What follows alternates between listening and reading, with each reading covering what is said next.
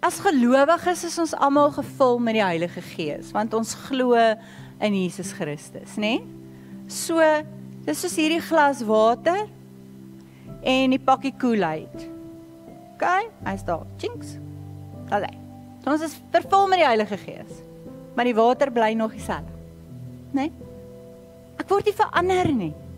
So, hierso, Heilige Gees, verskoon, dis net 'n beperkte beeld, maar die Heilige Gees is hier, is beskikbaar, daar is hy, maar daar gebeur niks met ons nie.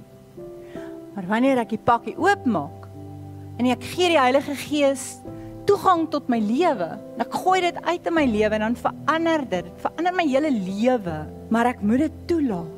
Maar wanneer ek die Heilige Gees toelaat om deur my lewe te woon en te werk, en ek raak 'n smaak, ek gee 'n smaak aan hierdie wêreld, maar ek verander.